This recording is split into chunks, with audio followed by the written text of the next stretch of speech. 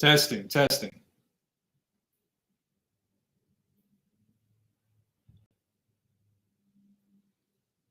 Testing, testing. Okay, my sound Chris. Give me 1 second.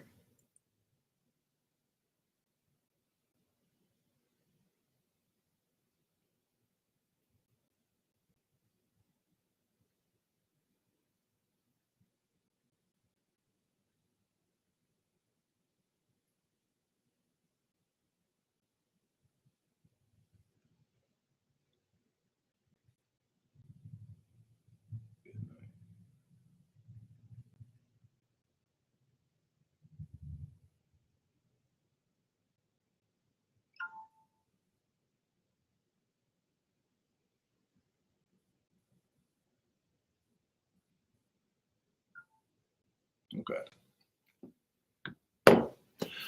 All right, Shalom Israel, Shalom Yahabashim Yahshua Barakatham to the brothers, Shalom Yahushua Bashim Yahshua to the sisters.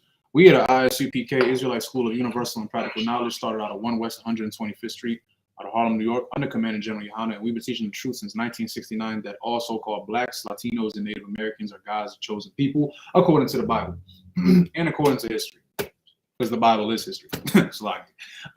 Today we're going to be going over what is lust and what is the spirit of lust. Lust, I'm pretty sure you all heard of it before. I'm not going to take too much time. It can be sexual. It can also be something materialistic. And we're going to go over some examples in the Bible of what the spirit of lust can do to a person, right? And how it can destroy you. We're going to be talking about a couple things. I got a couple things I want to go over today. But with that, we're going to get started. So just me up here, Madium, which means to stand.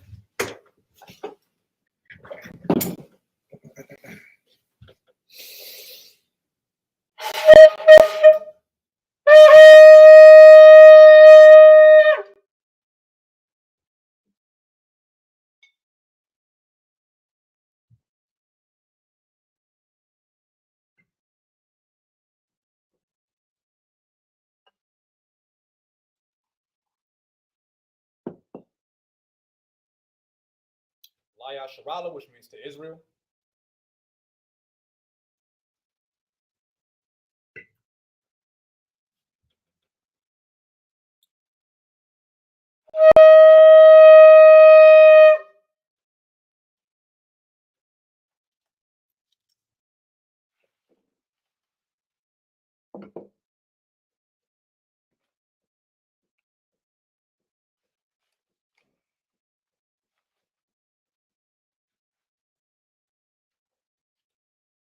Madiam upon Yahakwadam, which means to rise or stand and face the east.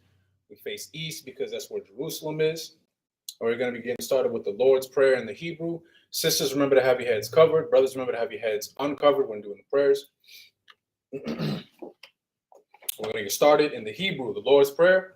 Abanawa, Shabbat Shemayim, Kodash, Haya, Shemka, Yahweh, Malakwavka, Taba'ah, Ratazaka, Haya, Aisha, Ba'arataza, Kawa, Haya, Shemayim, Latamanawa, Lakum, Call, Yawam, Wasalaknawa, Kabawatnawa, Kasalaknawa, Kabawathinawa, Wala'a, Tabayanawa, Banasaiwan, Abal, Hawashainawa, Mayan, Rai, Kaya, Laka, Hamalakwa, Waha'ala, Watapara, Lawalumium, Amun.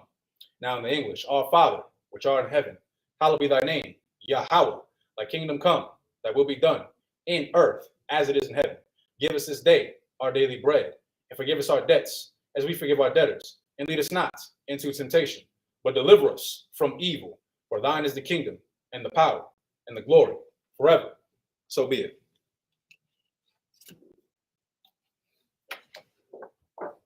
Hakak, which is the power in the Hebrew. Yahweh, Ba'ashem, Yahushai, Babakasha, Athamanawa, Hakak, Hakak, Larapa'ah, Call, Makala, Wakal, Madawa, Hakak, Atahar, Hamatazarayim, Hakak, Lahakwayim, Hamathim, Hakak, Al, Rakawath, Atamalo, Lagarshun, Ba'ashem, Yahushai, for water, Amun. Now in the English, Yahweh, in the name of Yahushai, please give us the power to heal all manner of sickness and all manner of disease, the power to cleanse the lepers, the power to raise the dead, the power against unclean spirits, to cast them out. In the name of Yahweh Shai. Thank you. So be it. The blessings in the Hebrew.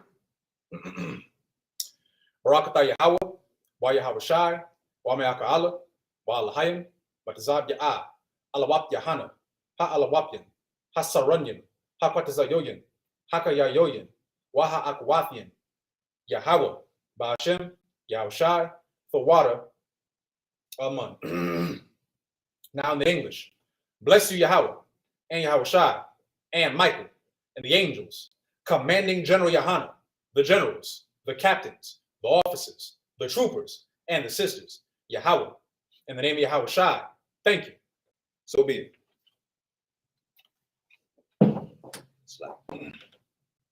Psalms 121 in the Hebrew, Asha'ah, Ayenya, All, Haharyam, Mayan, Yaba'ah, Izoria, Ma'aim, Yahweh, Aisha, Shemayim, Waratazah, Oyathan, Lamawat, Regalka, All, Yanawam, Shemorka, Hana, La'ah, Yanawam, Wala'ah, Yayashun, Shawamar, Yasharala, Yahweh, Shemarka, Yahweh, Tazalka, Oyad, Yamyamka, Yawamam, Hashamash, La'ah, Yakaka, Wayarak, Balayala, Yahweh, Yashamarka, Makal, Rai, Yashamar, Athnapashka, Yahweh, Yashamar, Taza'athka, Wabawa'athka, Maita, Wa'ai, Iwalam.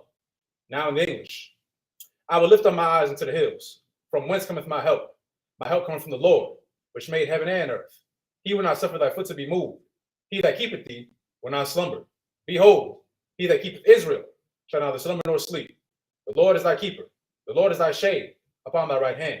The sun shall not smite thee by day, nor the moon by night. The Lord shall preserve thee from all evil. He shall preserve thy soul. The Lord shall preserve thy going out and thy coming in, from this time forth and even forevermore. Psalms 83 in the Slakia. In the Hebrew, Alahayim, all the Meyalaka, all the Karash, all the Shakwat, all Kayahana, Awayedika, Yahama Yawan, Ra'ash, Ayal Amaka, Ya'ayamot, Sawada, Waita, Yaitazawa, Ayal, Tazapawanyaka, Omarwa, Lakawa, Wanakakidim, Magoya, Wala'a, Yazakar, Shum, Yasharala, Awada, Kaya, Na, Waitazawa, Laba, Yakadwa, Alyaka, Baryath, Yakarathwa, Ahoya, Adawam, Wa Yashama Alian, Mawa'aba, Wahagoyim, Gabal, Waimawan, Waimalak, Palashath, Amishabia, Tazawar, Gum, Ashawar, Nalawa, Imam, Hayawa, Zorawai, Labunya, Lawat, Salah, Aisha, Laham, Kamadyam, Kasaya, Sara'a, Kayabyan, Banako, Koyashwan, Nasha Marwa, Bayan, Da'ara, Hayawa, Daman, La'adama, Shayatamwa, Nada Yamawa, Kaira, Wakazaba, Wakazaba, Wakazalmanai, Call, Nasayakamwa, Ashar, Amarwa, Nayarasha, Lanawa, Af, Naawath, Alahayim, Alahaya, Shayatamwa, Kagogala, Kakwash, Lapunya, Rawaka'a, Ka'ash, Taba'ira Ya'ira, Wa Kalahaba, Thalahat, Haryam, Kun, Tharadama, Basairaka, Wabasa, Wapafka, Tabahalam, Mala'a, Panyaham, Kualawan, Wayabakwashwa, Shamka, Yahawa, Yabashwa, Wayabahawa, Adiai, Wayakaparwa, Waya Abadwa, Waya Diawa, Kaya Ada, Shamka, Yahawa, Labaka, Aliwan, Alcohol, Harataza. Now in the English, keep not thy silence, O God, hold not thy peace, and be not still. O God, for lo, thine enemies make atonement, and they that hate thee have lifted up the head. They have taken crafty counsel against thy people, and consulted against thy hidden ones. They have said, come, and let us cut them off from being a nation, that the name of Israel may be no more in remembrance. For they have consulted together with one consent. They are confederate against thee, the tabernacles of Edom, and the Ishmaelites of Moab, and the Hagarenes, Gabal, and Ammon, and Amalek, the Philistines, with the inhabitants of Tyre. A sword also is joined with them. They have hope in the children of Lot, Salah. Do unto them, as unto the Midianites, as to Sisera, as to Jabin, at the brook of Kison, which perished at Endor. They became as dung for the earth. Make their nobles like Areb, and like Zaid. Yea, all their princes, as Zabah, and as Almunah, who said, let us take to ourselves the houses of God in possession. O my God, make them like a wheel, as a stubble before the wind, as the fire burneth the wood, and as the flame setteth the mountains on fire. So persecute them with thy tempest, and make them afraid with thy storm. Fill their faces with shame, that they may seek thy name. O Lord, let them be confounded and troubled forever. Yea, let them be put to shame and perish, that men may know that thou, whose name alone is Yahweh, art the most high of all the earth.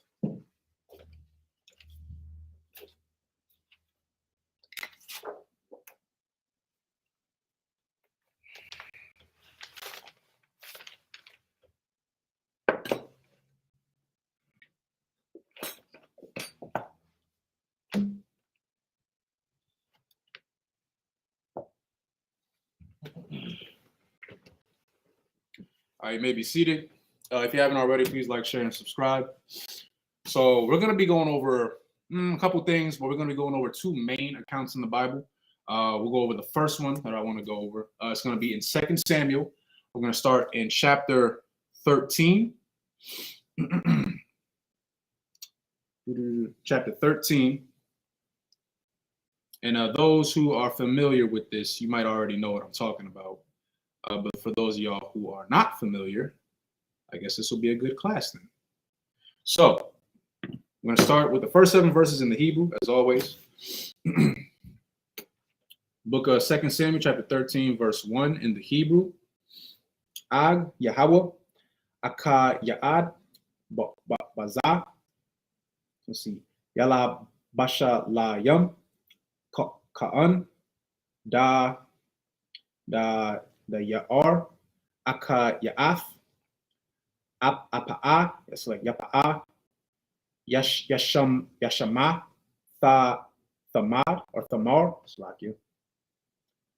Waya Ba'a, Amanyam, Ka'an, Da Ya'ar, Waya Taza'ar, Laman Ya'an, La'atha La Ya'af, Ka'ai Ba Ya'ad, Thamar, Akathya, Kaya, Batha La'a, Aya'a, Waya Pala'a, Ka'ai Yanya, Aman Nayan, La'ai Shayaf, La'a, Ma'a, let's see, Ma'a Yamma, let's see, Yala Manyan, let's see, the I, Yashamaya, let's see, Wayan Da'ab, Ka'an, Shama'ai, Akaya, Daya'ad, Wayan Da'a, Ayash, Kaba'am, Ma'a, Waya Ma'ad, La'ai, Laya, Mada Ya'ai, Atha'a, Kaba'a, Da'o, Ka'an, Hamala'ad, Qua'ar. Qua'ar again. Let's see. Halama'a.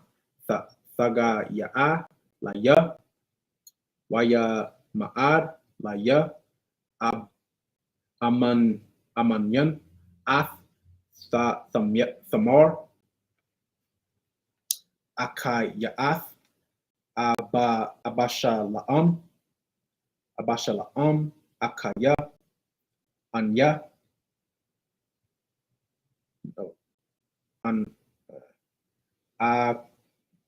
Ahab. La.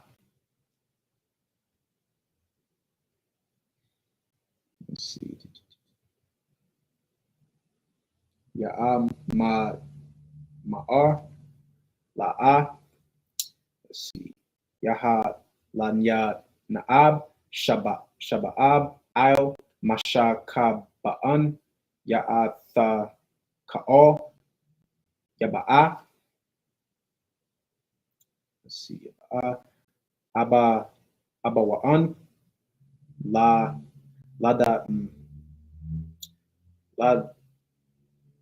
Lara'atha'an. Yamada'ath. Alaya. Thaba'a. Na'a. Thama'ad. Akayathanya. Thanwa. Salakia. Yatha bana ya'a. Laka'am. Ya'ai shatha'a. La'ai yanya. Wanwa. Salakia. Ath. Hakadaya'a. Lama'ayan. Asha'ar. Ada. See. Ara'a. Abal lathanya. Thawa. Maya da'a. Wayashakab ka'ab. Yashakwa'ab. Kwa'ab. Amad ya'a. Yatha ka'o. Wayaba'a.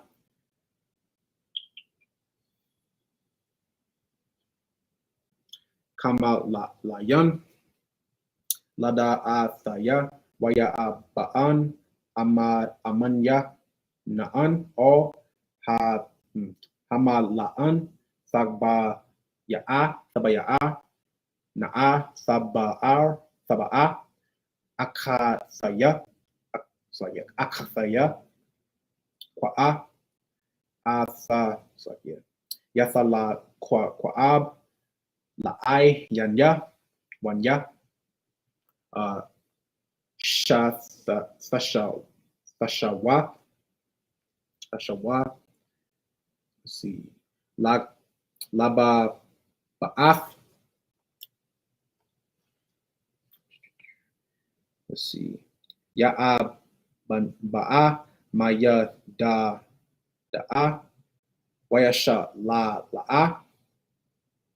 Shala'a. Da ya'ar. La'a. Asakya. All. Thamad. Ka yatha'a. La ma'ad. La baya. Na'a. Ka ya'ath. Amanyan. Kayaan. Let's see. Ya'aisha'a. La'ar. Ha quadaya'a. Okay, Slakia. Okay, we got let's see. All right, Shalom, Lord in Christ, Akwath. I see the sisters checking in. Okay, so now we're gonna go to 2 Samuel chapter 13, verse 1. And it says, and it came to pass after this that Absalom, the son of David, had a fair sister. Some of y'all might already be familiar with this. This is for anybody who's never heard of this before, right? So this is talking about Absalom, the son of David. And it said that he had a fair sister. Fair meaning, she's pretty or she's beautiful, right? So he had a sister that was very beautiful, very physically attractive, right? Whose name was Tamar. And Amnon, the son of David, loved her. Now, I don't give it away just yet. And Amnon was so vexed that he fell sick for his sister Tamar, for she was a virgin. Now, okay, if I could just talk about what a virgin is according to the Bible. So in today's terminology, virgin is usually a person, it could be a man or a woman, who has never had sexual intercourse before. That is not entirely true according to the Bible. If you look at the term for virgin, a virgin is usually referred to for a woman who might have never had sex before. That is still a virgin, but it also refers to a young woman of marriageable age. She's a young woman. She might have, let's say she did have a husband at one point, and sadly the brother might have passed away or something. For those of y'all who are wondering, according to the law, if a woman has a husband and for whatever reason that brother has passed away, she is now free from the law of her being married onto somebody because, well, of course, her husband doesn't exist anymore. So she is free to remarry under that circumstance. Now, let's say she's a young woman whose husband passed away. She would still be considered a virgin because that is also what a virgin is. So it can be a young woman of marriageable age, regardless if she has kids or not, or if she's already had a husband and he passed away, or a woman who has never had sexual intercourse, meaning she's never been married, because we all know that according to the Bible, sex is marriage. Just so we're clear on that. So when it says that his sister was a virgin, odds are, she probably never did have sex before. And she was probably a woman of marriageable age, right? For she was a virgin, and Amnon thought it hard for him to do anything to her. But Amnon had a friend whose name was Jonadab, the son of Shemaiah, David's brother. And Jonadab was a very subtle man. Now, just so we're clear, right? This says that there was a man named Jonadab. Jonadab was the son of Shemaiah, David's brother. Now, remember,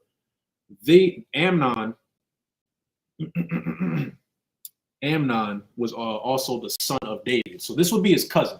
All right, Jonadab is his cousin. It doesn't say that, but we can put two and two together and understand this is his cousin. And it says that he was a very subtle or subtile man, meaning he was you ever got that one cousin who just kind of like a little shady? He always got the dirty details about everything. He's probably doing some stuff that he probably shouldn't be doing. Yeah, Jonadab was that guy. He was that guy. And for those of y'all who are catching on, you probably are already understanding that when it says that Amnon, right, because we just read in verse 2 alone that Amnon was very vexed. He was very vexed that he loved his sister. Now, here's the thing. Why would a brother ever be vexed about loving his sister? Aren't you supposed to love your sister? Right? That's your sister, right? She's family. You're supposed to love your sister. Anybody is free to put it in the chat. Why do you think he was so vexed that he loved his sister? What kind of love do you think this man had for his sister? I'll give y'all just a quick moment, right? Let's see if anybody paying attention.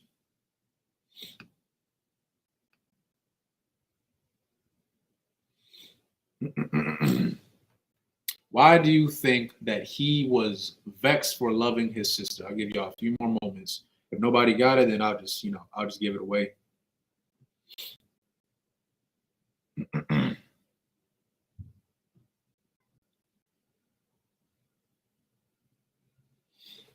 All right, nobody got it? Okay.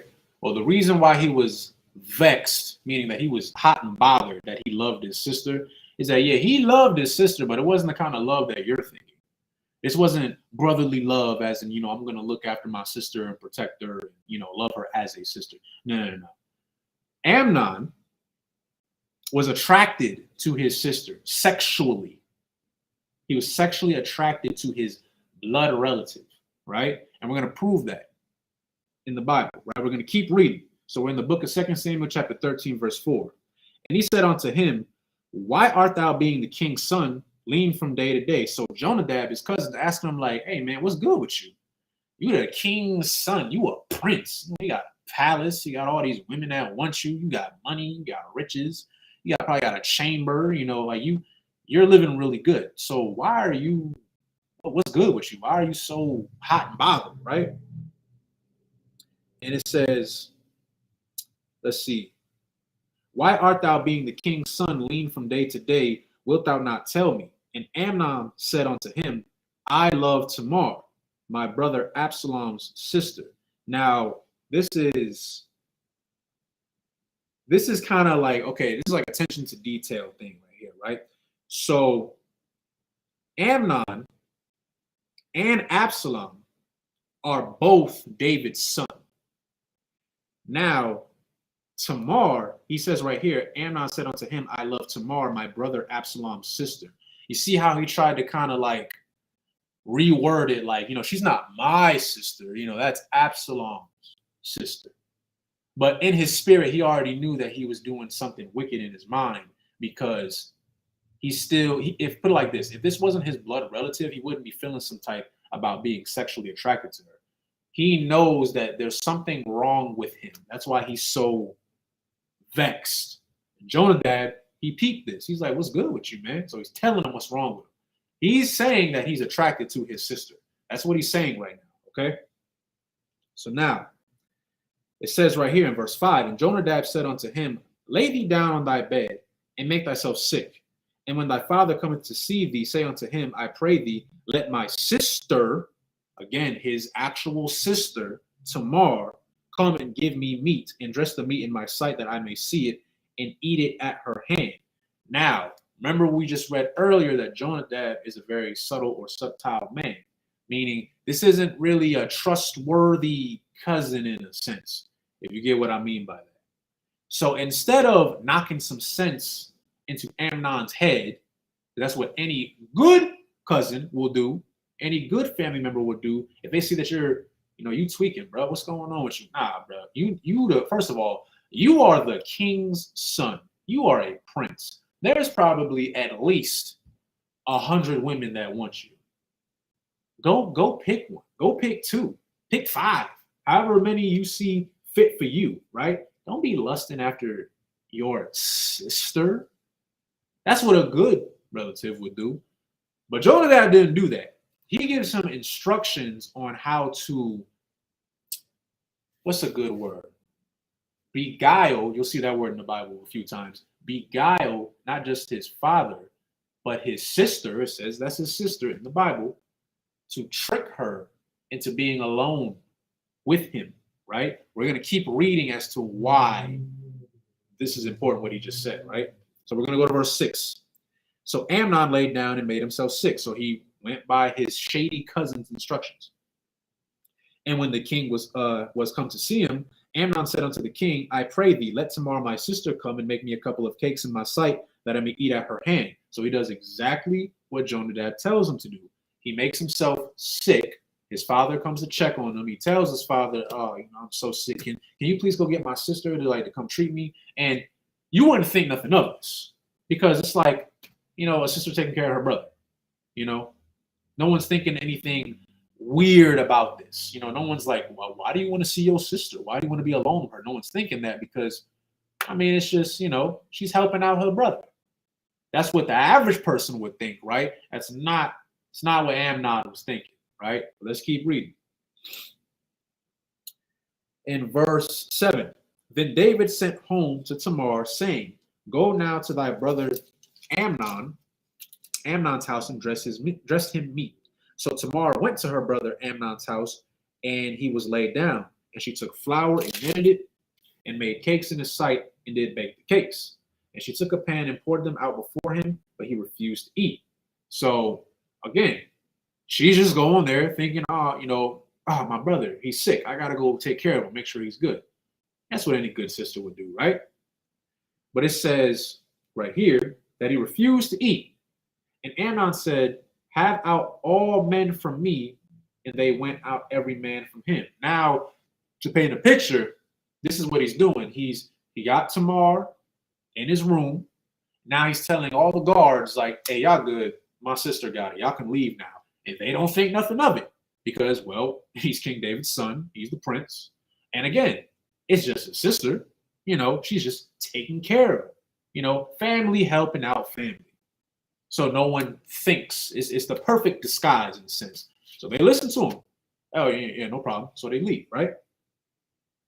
So now it says, and Amnon said unto Tamar, bring the meat into the chamber that I may eat of thy hand. And Tamar took the cakes which she had made and brought them into the chamber to Amnon, her brother. Remember, it's just her and him now. So now all the guards are gone. Dad's not there. Cousin's not there. Shady cousin John's dad is not there. The other brother, who was it, Absalom, he's not there. No one's there, right? And when she had brought them unto him to eat, he took hold of her and said unto her, come lie with me, my sister. Again, he refers to her as his sister. Now, in the school, we have sayings, right?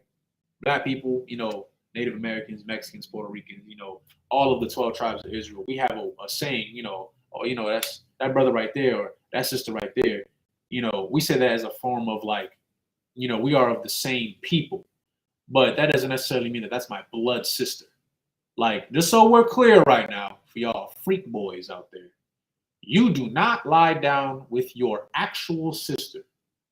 I don't know even why I got to have that conversation, because I bumped into some weirdos lately who try to justify some things. So let's just get that out the way right now.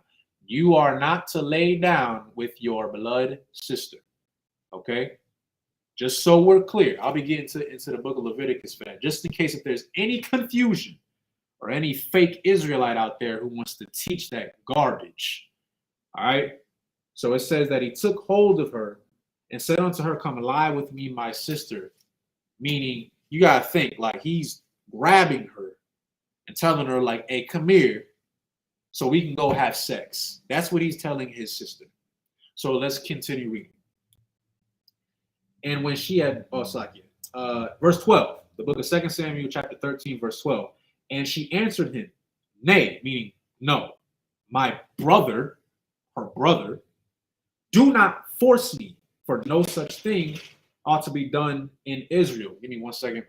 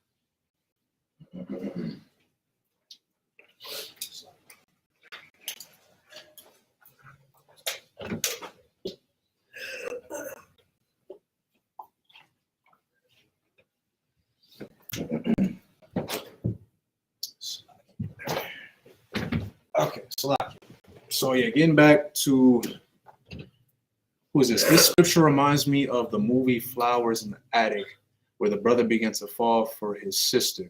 I ain't never seen that movie, but that sounds wild. But this is pretty much what's going on right now. So for everybody who's just coming in right now, we're going over 2 Samuel chapter 13. We're going over what is the spirit of lust. Now, lust, I got to keep this a little PG now because we got kids in here.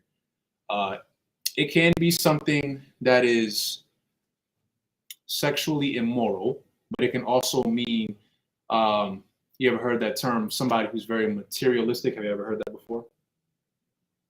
Kind of, sort of? Yeah. Yeah. Okay. So materialistic meaning somebody, let's say, okay, let me ask a question. Is having money a sin? I don't think so. You don't think so? So yeah, yes or no? No. There you go. You gotta be confident with your answer. So yeah, no, having money is not a sin. I mean, we kind of need money to, we got bills to pay, we got stuff like that.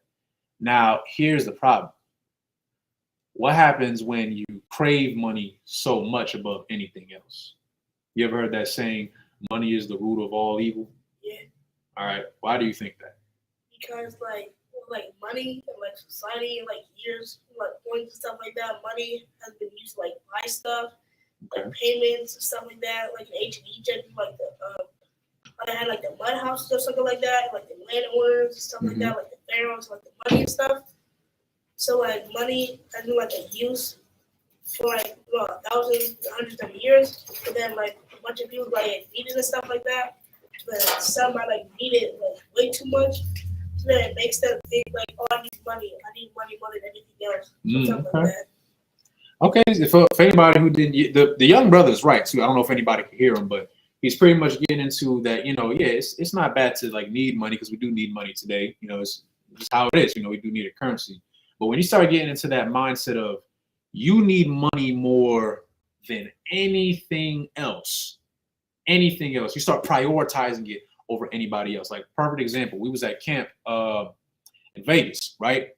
And I remember there was a sister. There was like a little booth, like right next to us. Anybody who was at camp probably knows what I'm talking about. It's a lot, yeah. But there was a booth right there. There was they were selling something. I don't know what it was. And I had a conversation with the sister, and the only thing she seemed to be worried about was money.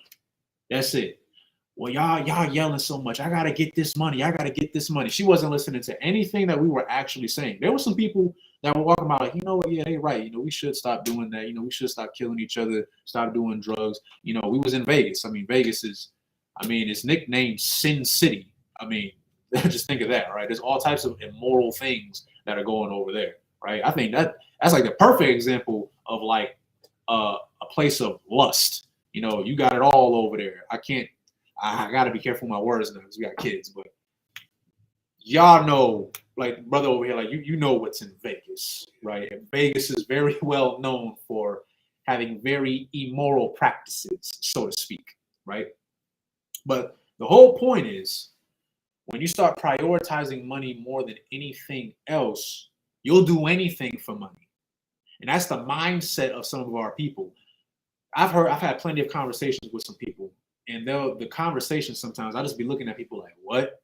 Like they'll ask you, oh, would you do this for $100,000? And I'll be like, no. Oh, yes, you would. Yes, you would. Matter of fact, we just had a conversation at my slave this earlier week, right? And I just got to say what it is. They were talking about OnlyFans, right? They were talking about that, and some people were questioning me like, oh, well, would you have an OnlyFans? First of all, I'm like, the hell do I look like? Slacky? Like, but they were asking, well, what if somebody paid you $100,000 to have an OnlyFans? And I said, no. And it was a sister there, and she looked at me like immediately, and she was like, yes, you would. Yes, you would. That's $100,000. What do you mean? I'm like looking at her like, I'm pretty sure you would do it for $5, honestly. But no, I have these things called morals. You understand? People hate the ISUPK. They hate brothers and sisters who believe that we're Israelites and stuff. And it's like, what are we doing that's so bad?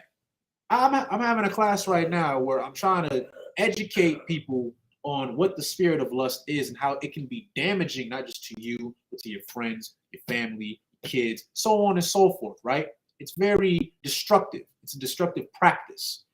And people will tell you, who cares? Get the bag. Get this bread. Get this money. And it's like, okay, but look at what y'all doing for that money. I seen a video, everybody who knows I be on TikTok a bit, and I seen this video. I believe it was a sister. I'm not sure. But she was calling out people, especially women, who wanted to get into the OnlyFans business, right? And she was exposing some of the truth behind it, saying like, a lot of y'all think that y'all gonna get on OnlyFans and make all this money selling all these pictures and all these videos, yada, yada, yada, and you're just gonna blow up. because that's what's marketed now. You know, all these IG models and so on and so forth, and they're living all this lavish lifestyle by indulging in sexually immoral practices and making videos and pictures of themselves, right? So you think, a lot of women today think that, okay, you know what? If they can do it, I can do it. And then reality hits, and it turns out that's not what happens. You're not making a whole bunch of money. You actually making less money than what you was making at your job. So now you're not just broke, you broke and naked on the internet. You just clowned yourself. Now everybody can see you in your indecency, and you're not even making a profit off of it. Imagine that. Then a lot of them, they regret their decisions, right? They regret it, and now they're like, I don't want to do this anymore. But here's the funny thing about the internet. Once it's on the internet, it's there. It's there. Unless you know somebody that knows somebody that knows somebody, or you're good at hacking, or you're a multi-millionaire or a billionaire, ain't no way it's getting off the internet. Now everybody can see you. I've heard plenty of stories of sisters who have an OnlyFans or whatever, and they didn't like it or whatever, and they stopped. But then they find out somebody at their job, because they're perverted as well, they find it. And you know, people gossip, people are nosy, so it'd be somebody at the slave like, oh, look at Brittany, like, and then they want to show it to their homeboy, and then they show it to their homeboy, and then they show it to their friends, and then the boss find out, the manager find out, supervisor. Now everybody done seen you now. Now you're embarrassed, and then sometimes you get fired. That's a fact. I'm just being real with you. That is a fact. You get fired once they start finding out, because they don't want their company being represented by this sexually immoral person. It could be a man or a woman. It doesn't necessarily have to be a woman, right? But that's lust, right? Sexual immorality. That's what I'll call it, right? So now, to get back to the scriptures, right? 2 Samuel chapter 13. Let's see, where was I at? We're going to go to verse 12. Now, just a quick recap, right? So we're talking about Amnon, who is the son of David, and he's in a room with Tamar. Tamar is his actual sister, not a sister. This is his blood relative, right? And he wants to lie down with her. Now, I'm going to recap what she says, right, and what happens, because he takes hold of her forcefully and tells her, like, I want you in that way. You get my point? So let's read what she says. In verse 12, she answered, "Nay, my brother, do not force me, for no such thing ought to be done in Israel." Because she knows that this is wrong. This is a sin against God, okay? She cannot lie down with her brother. That's wrong, right? Do not vow this folly, meaning don't do this. But she also understands, she's trying to convince him, because she understands, like, on average, a man is stronger than a woman. So she can't fight him off. Not physically anyway. So she's trying to talk to him, you know, get him to clear his mind, get that demon out of him. Verse 13, "And I, whither shall I cause my shame to go?" Meaning, if she sits here and allows for this to happen, she knows that it's a shameful and disgusting act. And look, the truth always comes out. Look, you can try to hide your sins from everybody. God sees you, okay? I'll get to another account in the Bible to discuss that as well, right? So her shame is going to be with her if she allows for this to happen. You understand? So now it says, "As for thee, thou shalt be one of the fools in Israel," meaning if people find out what you have done, talking about Amnon, her brother, the prince, right? The son of David, royalty. If people find out that you out here doing this, no one's going to take you seriously. You'll be a laughing stock. People are going to look at you like, who is this? This dude's disgusting. This dude is disgusting. You're a grapist. Okay, you committed incest. You're a lustful being, and you're disgusting. That's what people are going to think of you. And you're supposed to be, you know, the prince. You're supposed to bring honor to your father. We're talking about the son of David, by the way. Dawada, which means beloved in the Hebrew, right? Because it says in the scriptures, I'm paraphrasing, that David was after the Most High's own heart, right? That's how much he loved the Most High. You got to understand it, right? So now, let's keep going. "Now, therefore, I pray thee, speak unto the king, for he will not withhold me from thee." Now, this is This is a tricky one right here, right? So it says, now therefore I pray thee, speak unto the king. The king meaning who? Who's the king? This young man right here.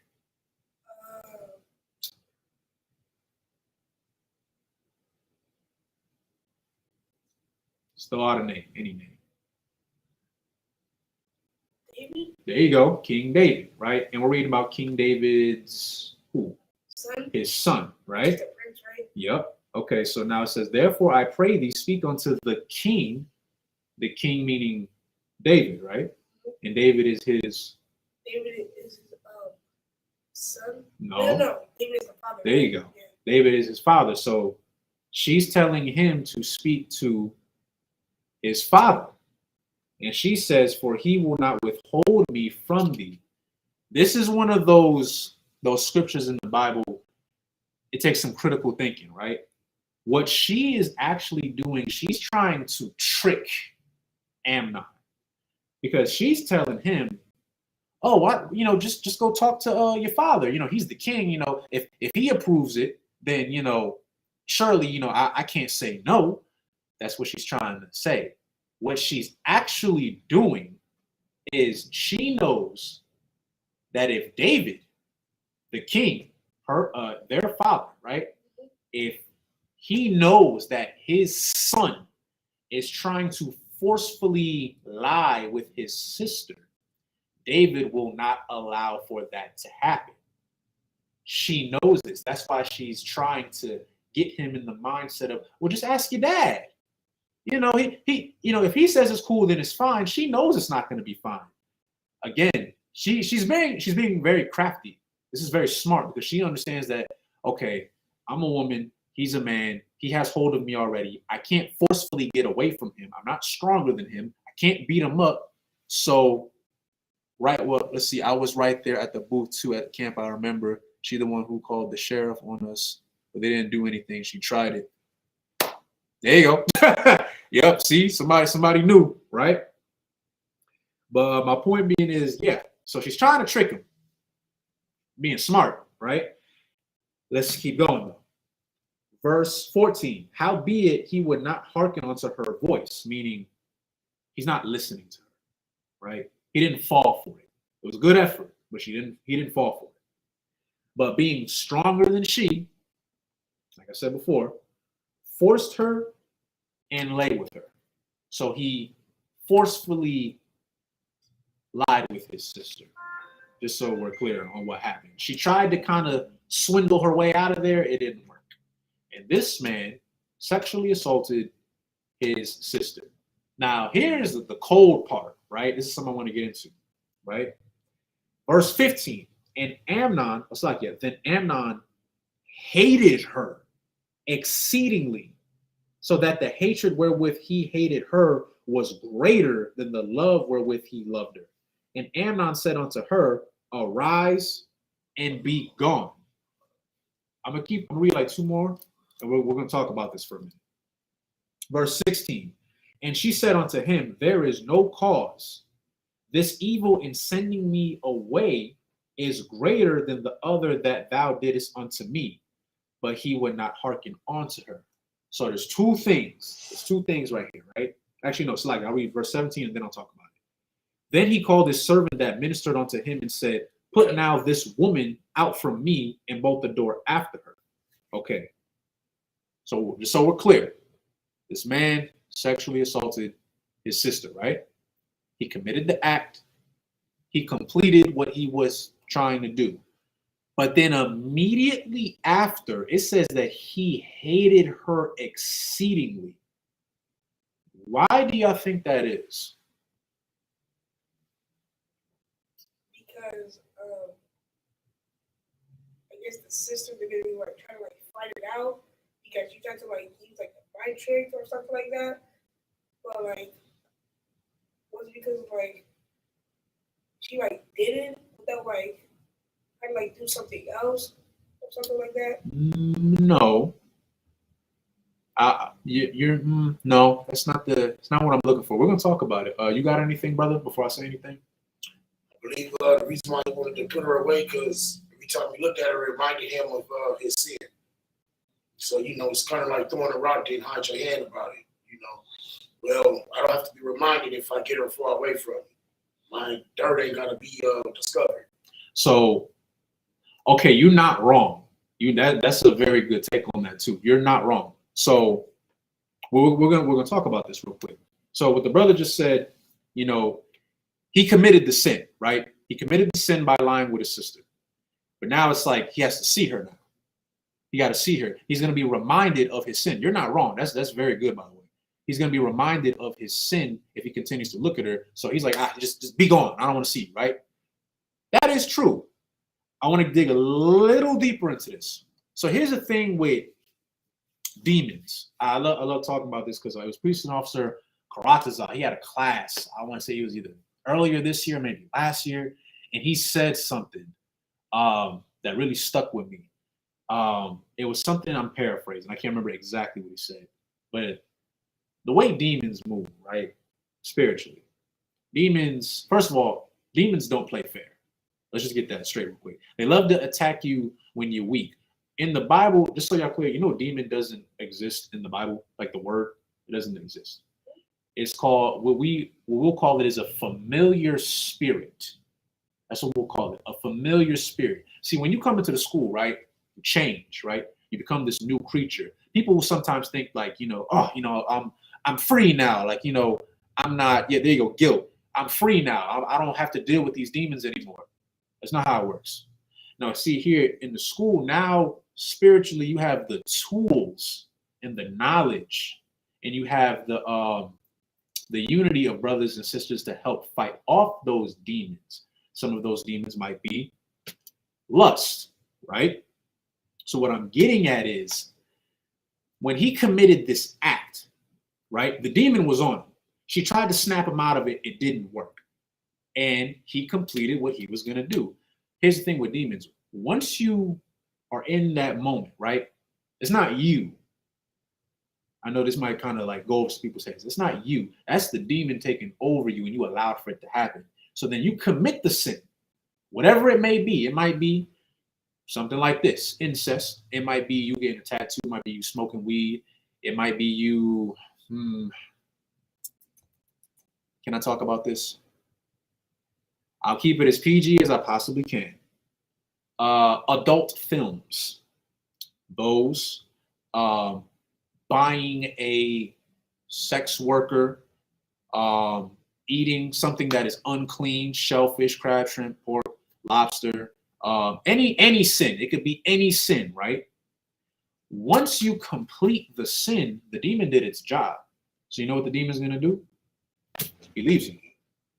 That's it. When Amnon completed his sin, the demon said, okay, you know what? My work's done. Bye.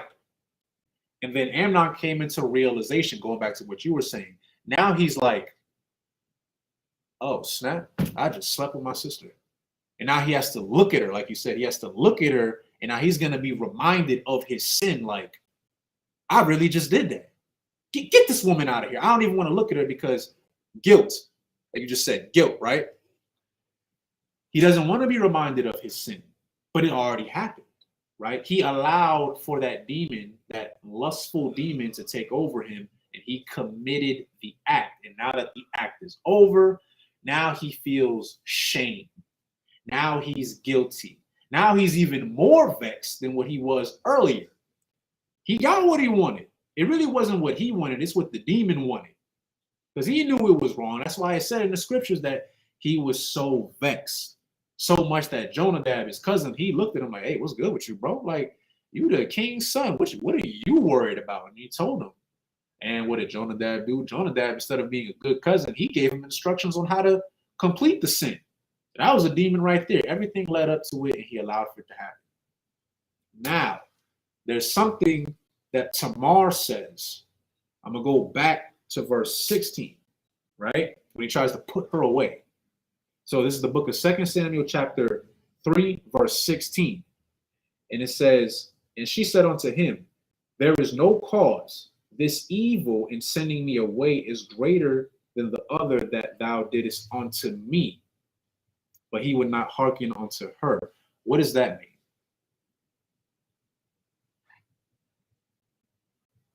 pretty much, doing what you did was one thing, but it's more evil for you to send me out into the world under the protection of you and my father, is what I believe she's trying to say. We know how much harder it would be for a woman to be out there in the world by herself without the protection of any man. And now that she done been humbled, she can't get a husband of her own. So it's pretty much almost like a death sentence.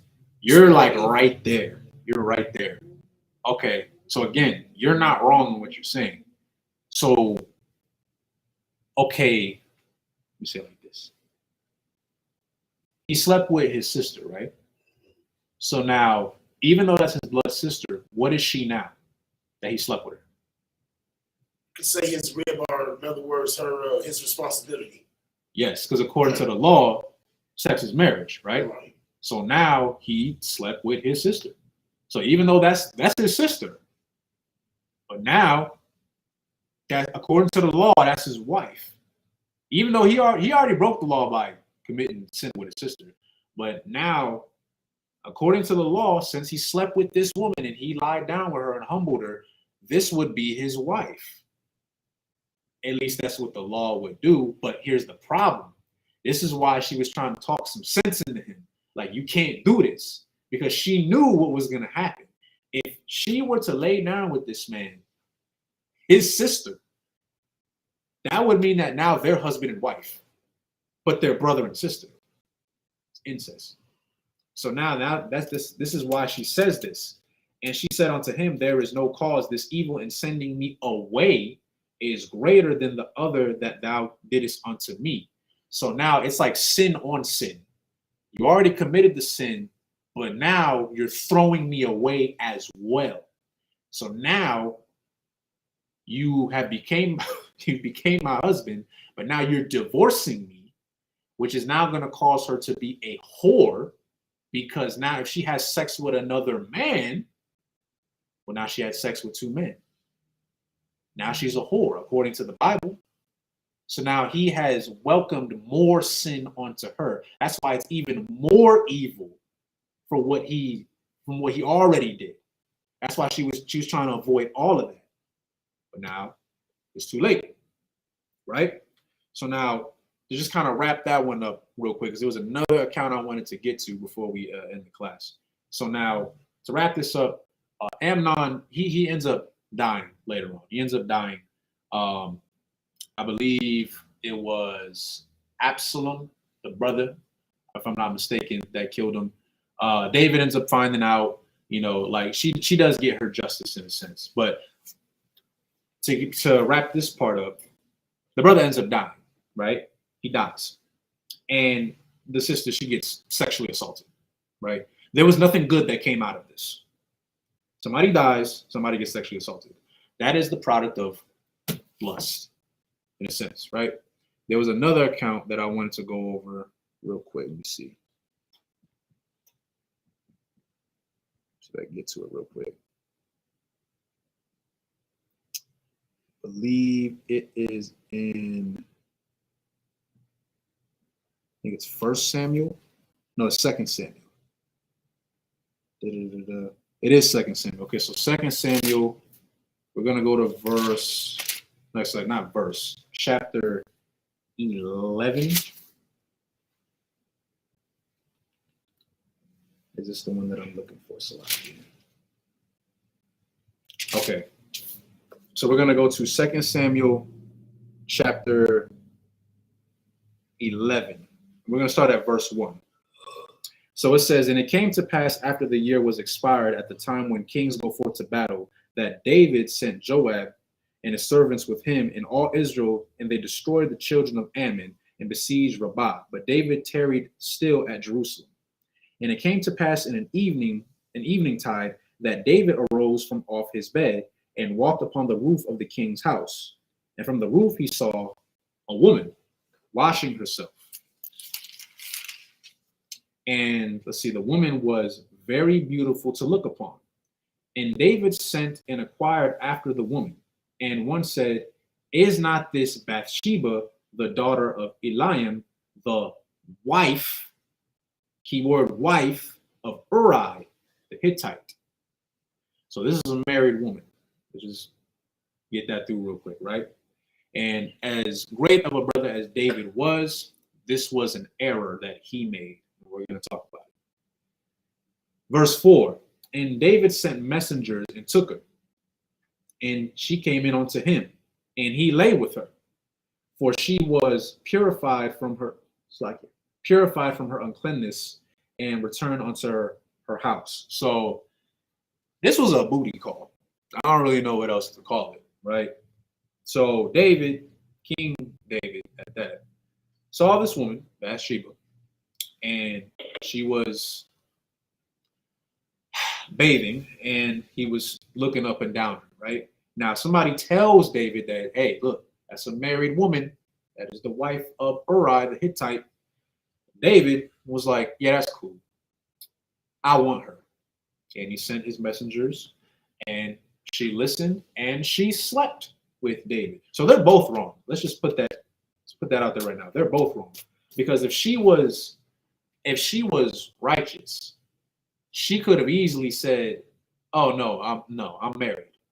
But she allowed it. She probably, the king want me? Really? Shoot, okay. That's how some sisters in the world think. You see a man of status, even though you belong to another man, a man of status or a man of money from a worldly aspect, he shows some interest in you. Now all of a sudden, oh, you with it now. You see it a lot today, like when like celebrities, you see a lot of women who go to like concerts and stuff like that. You see Drake or Travis Scott or Bad Bunny or whoever you got your we call it celebrity crushes. This is a man of, in your eyes, status. Even though you got a man, you up in the club, half naked, drunk, and Lord forbid that man show a little bit of interest in you, or you're with it. That was Bathsheba. She saw that David was interested in her, and she said, shoot, what husband? And she went with it, right? So they're both wrong. So let's see. And it says right here in verse 5, and the woman conceived and sent and told David and said, I am with child. Now she's pregnant. Now she's pregnant with David's child. Uh-oh. This was a sneaky link that they tried to do. But it ain't sneaky because she got pregnant. Can't hide the baby. That baby bump gonna come eventually, right? So let's keep reading. Verse 6.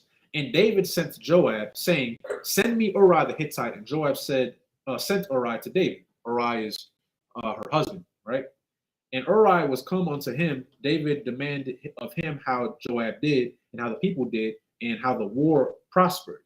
And David said to Uri, go down to thy house and wash thy feet.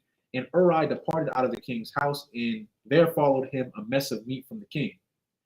But Uri slept at the door of the king's house, and all the servants of his lord, and went not down to his house. So Uri, this is a Hittite, right? He's a heathen, but he was very devoted. He was very devoted to David, right? He was a very devoted soldier, right? Who had a lot of respect for his king. And when they told David, saying, Uri went not down unto his house, David said unto Uri, camest thou not from thy journey? Why then didst thou not go down unto thy house? Meaning, ain't you tired? Why didn't you go home? Why you at my crib? So what does Uri do? Verse 11. Uri said unto David, the ark and Israel and Judah abide in tents, and my lord Joab and the servants of my lord are encamped in the open fields. Shall I then go into mine house to eat and to drink and to lie with my wife? As thou livest and thy soul liveth, I will not do this thing. He's pretty much saying, like, I am devoted to you. He was that devoted to his Adawan, in a sense, right? That he was going to deny his own wife. Like, she at the crib. I'll go see her later. I'm going to be here. I'm going to perform my duties. Let's keep reading. Verse 12. And David said to Uri, tarry here today also, and tomorrow I will let thee depart. So Uri abode in Jerusalem that day and the morrow. And David had called him, and he did eat and drink before him, and he made him drunk. And even he went out to lie on his bed with the servants of his Lord, but went not down to his house. So he's still not going to his house. And it came to pass in the morning that David wrote a letter to Joab and sent it by the hand of Uri. And he wrote in the letter saying, set ye Uri in the forefront of the hottest battle, and retire ye from him, that he may be smitten and die. This is okay. Again, we say a lot of good things about King David, right? We say a lot of good things about King Solomon. Both of them have committed sins in their own right, and this is something to learn from. We all know about King Solomon and his lust for heathen women and how that destroyed him in the end. We always talk about that account. I didn't want to go to that account this time. I want to talk about something else. We're going to talk about David. David, he lusted after Bathsheba, and he had sex with Bathsheba, a married woman, married to one of his guards in a sense, right? So this is what David is doing, in case you haven't caught on already. There's a reason why he wants Uri in the forefront of the next battle. Because he says right here, let me see if I can go back to it real quick. Set ye Uri in the forefront of the hottest battle, and retire ye from him, that he may be smitten and die. He's trying to get Uri killed. Why do you think he wants Uri killed? So that he can be within the law. Just make sure. No, I'm saying like we just make sure you get it. So what you got, brother? So that he could be within the law, saying that well, her husband died, so now she's a free woman. Mm-hmm. That's exactly what David's trying to do. For those of y'all who might not have heard him, what he's trying to do, like earlier in this class, I actually said that, and it says it in the scriptures, if a woman is married, right, and for whatever reason, sadly, her husband passes on, she is now free from that married law because, her husband's not here anymore. Even if she had kids with him or whatever, her husband, he's gone. So now she is free to be remarried. She's been widowed, right? So what David is trying to do, he already committed the sin. But the thing is, he can't hide it that much longer because remember, we just read she got pregnant. So that baby bump it's going to show. That's why he was questioning him, like, why didn't you go back to your house? He wanted Uri to go back home and sleep with his wife to kind of make it look like, okay, that's your kid. You oh my goodness, this happens way too much in today's day and age. Slocky. Okay, he's trying to cover it up. But here's the problem. Uri didn't want to go home. So now it's like, damn, how am I going to cover this up? Ooh, I know. Let me get Uri killed. Let me get him killed. Because now if he's dead, like you just said, right? She is now Bathsheba. She's free from the law. She doesn't have a husband. That's why he's sending him to the forefront. Because he knows if he's in the front, 99% chance he's going to die. That's wicked as hell. But this is the spirit of lust.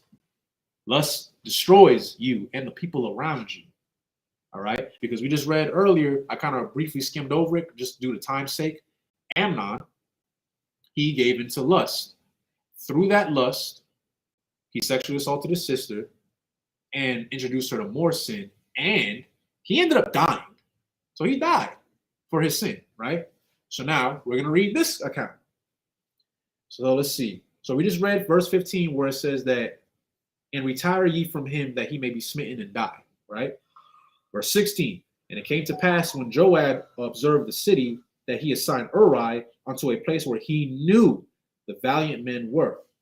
And the men of the city went out and fought with Joab, and there fell some of the people of the servants of David, and Uri the Hittite died also. So he died, right? Then Joab sent and told David all these things concerning the war, and charged the messenger, saying, when thou hast made an end of telling the matters of the war unto the king, and if so be that the king's wrath arise, and he say unto thee, wherefore approach ye so nigh unto the city, when ye did fight, knew ye not that they would shoot from the wall? Who smote Abimelech the son of Jerubasheth, and not a woman cast a piece of millstone upon him from the wall that he died in Thebez. Let's see, that's not what I'm looking for. Prevailed. Skip down real quick. Okay, let's see. Let's skip down to verse 24. And the shooters shot from off the wall upon the servants, and some of the king's servants be dead, and thy servant Uri the Hittite, Slakia, is dead also. Then David said unto the messenger, Thou shalt say unto Joab, Let not this thing displease thee, for the sword devoureth one as well as another. Make thy battle more strong against thy city, and overthrow it, and encourage thou him. And when the wife of Uri heard that Uri her husband was dead, she mourned for her husband. And when the mourning was past, David sent and fetched her to his house, and she became his wife, and bare him a son. But the thing that David had done displeased the Lord. This is cold, okay? This is what lust. This should let you know that even somebody as mighty as King David can succumb to lust, okay? And it doesn't matter what your status is. It doesn't matter how much money you have, how handsome you are, how pretty you are. Those are carnal things. It doesn't matter. If you allow for lust to overtake you, people are going to get hurt. People can die. This is a sneaky link in the Bible. This happens all the time in today's age. I just had a conversation with some of my co-workers. It's some Isupk brothers that I work with. And, we just had some downtime. So, you just talking about stuff. And I'm like, man, the stuff they were telling me, I'm like, man, this is what happens. This is what happens in our communities. Brothers, look, in today's day and age, brothers will kill each other over a woman. They won't even fault the woman. You slept with my woman, they won't even fault her. Baby, I love you. And then they'll kill him and keep the woman. That's what brothers do today. Brothers die. Women die for stuff like that. A brother might, I hate to paint a picture, but a brother might walk in on his wife being humbled by somebody else. He just loses it in a blind rage. Now, they both died. And sometimes he may feel guilty, like, oh my goodness, I can't believe I did that. And he will commit suicide. That happens as well. People die from this, man. This is not no laughing matter, right? People die from this. We just read about Amnon. Now we're reading about David and how he tried to cover it up. Uri died. Yeah, he was a Hittite. Yeah, he wasn't an Israelite, but I mean, like, he ain't have to die. For what? Because David slept with his woman in secrecy. She got pregnant. He tried to cover it up because he knew eventually it would come about. So like how you said earlier, brother, he tried to cover it up. So he sent Uri out into the forefront, knowing that he was going to be killed. He got killed. Now that he's killed, Bathsheba is now free from the law. Now to everybody else, it'll just seem like, oh, well, David taking her to wife ain't really going to be anything wrong because, her husband's dead, right? But it said that this displeased the Lord because just because nobody else knows what's going on, the Lord is watching. And he saw everything from start to finish. You got to think about how disappointed the Most High was. Because we're talking about King David. Like, come on. A brother who slayed thousands of thousands, right? Who's a better man than, y'all might have forgot about him, King Saul. King Saul was a Benjamite. He was wicked as hell. He tried to get David killed on multiple accounts, right? He was given an order to slay all the Amalekites, and he didn't do it. He was disobedient. He was arrogant. He was feeling himself, right? And the Lord was like, okay, you know what? Away with you, I'm going to make a man better than you. That's exactly what he did. And don't get me wrong, David was a better man than Saul. I'll tell you that much. But this is where he messed up. He messed up right here, right? So now, let's see. How much time do I got? I'll finish up these last couple verses and we'll end the class. So let's see. Verse 12. Now it says, and the Lord sent Nathan unto David. And he came in unto him and said unto him, there were two men in one city, the one rich and the other poor. The rich man had exceeding many flocks and herds, The poor man had nothing save one little ewe lamb, meaning like he had one baby lamb in a sense, which he had bought and nourished up, and it grew up together with him and with his children, and it did eat of his own meat and drink of his own cup, and lay in his bosom, and was unto him as a daughter. So pretty much this was like a pet to him. He loved this lamb. He grew up with it. Like he didn't really view this wasn't one of those like, okay, this is preparing the lamb for slaughter kind of thing. It's like you have a dog. You get a dog as a puppy. You love the dog. It's like a part of your family now, right? So this is what the poor man had for this lamb. And there came a traveler unto the rich man, and he spared to take of his own flock and of his own herd to dress for the wayfaring man that was come unto him.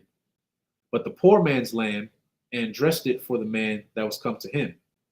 So now here's the thing. Now this is talking about, okay, so you got the rich man, you got the poor man. The rich man had exceeding stock, he had a farm, all that good stuff. Then you had the poor man who had one animal, but he treated it as if it was his own family member. It says like he viewed it like, as like a pet, like a daughter in a sense. Some people be like, they have a dog, but like, oh, it's my son right there. Like it's not literally your son, but it's like a son. It's like a child to you, right? So just so we're all clear. But instead of taking from the rich man who has all this, right? He's not caring about it. They took the poor man's lamb. Imagine somebody coming to you and, taking your dog away from you that you've been with for 5 years. You done grew up with it, nourished it, cared for it. It's a part of the family. It's mine now. You're going to feel some type. Like, man, like what? You feel like a part of your family just got taken away from you. I think anybody would feel like that, right? So now we're going to read how David feels about this. So this is a report that's been made to David. So it says, and David's anger was greatly kindled against the man, and he said to Nathan, as the Lord liveth, the man that hath done this thing shall surely die. So the reason why David is feeling like this, because he's looking at it from how I just explained it. He's like, what? So you mean to tell me this poor man who barely has anything, who raised this lamb as if it was his own child, this person took that lamb away from him? He felt a sense of sympathy and empathy for the man. Like, you took something from him, right? So that's why he was angry. So now it says, and he shall restore the lamb fourfold, because he did this thing and because he had no pity. Meaning, like, you know what? He's going to give him back fourfold of what he already had, because he had no pity. He had no mercy on this man. He already has so little. This is very compassionate of David, right? This sounds like a very honorable thing in a sense, right? But let's keep reading. Verse 7. And Nathan said unto David, it's like it said to David, thou art the man. What does that mean? Thou art the man. What you got, brother? It's like slang for saying, like, who you think you are. Say that one more time. In today's talk, I guess it's like you're not who you think you are. Like, you're not the man. You're not that honorable. In a sense, yes. He's kind of calling him out. So when he says, and Nathan said to David, thou art the man, what he's saying is, here's the thing. This story that Nathan is telling David, it never happened. This didn't happen. What he's saying is, you are that man. You are the man that took from the man with the lamb. This is you. And he says, thus saith the Lord God of Israel, I anointed thee king over Israel, and I delivered thee out of the hand of Saul. Saul was the Benjamite who was an evil, wicked king. And I gave thee thy master's house and thy master's wives unto thy bosom, and gave thee the house of Israel and of Judah. And if that had been too little, I would moreover have given unto thee such and such things. Meaning the Lord gave David all these things. Like he's King David. Like he's still famous to this day. This dude's been dead for thousands of years, and we still talk about him because he was just that great, right? So let's keep reading. Wherefore hast thou despised the commandment of the Lord to do evil in this sight? Thou hast killed Uri, the Hittite, with the sword, and hast taken his wife to be thy wife, and hast slain him with the sword of the children of Ammon. And now therefore the sword shall never depart from thine house, because thou hast despised me, and hast taken the wife of Uri the Hittite to be thy wife. Thus saith the Lord, behold, I will raise up evil against thee out of thine own house, and I will take thy wives before thine eyes, and give them unto thy neighbor, and he shall lie with thy wives in the sight of the sun. For thou didst it secretly, because that's what he tried to do. He tried to cover it up. But I will do this thing before all of Israel and before the sun. So pretty much what's going on is, like I said before, the Lord saw everything. So the Lord sent Nathan to David. That story of the lamb, it never happened. It was a metaphor. When he says, thou art the man, he was saying, you are that man that took so little. Slightly, that took from the man that had so little. Because here you are, King David, you have the money. Like, you got to understand. Like, I'm just keeping it real with you. Sisters are attracted to powerful men. I'm just being honest. Okay, they are. It's just, it is what it is, right? And King David was a very powerful man. He had the money, he had the status, he had the wealth. And, I mean, the brother was a warrior. Right? Don't get it twisted. The brother was a warrior before he was a king. So he earned that title, okay? When it says, I think what I'm paraphrasing, when it said that Saul slayed thousands, it said that King David slayed hundreds of thousands, meaning that he was even greater than Saul, right? You got to understand that this was a mighty man, a powerful man through and through. He was honored, like everything that a man could want, King David had it.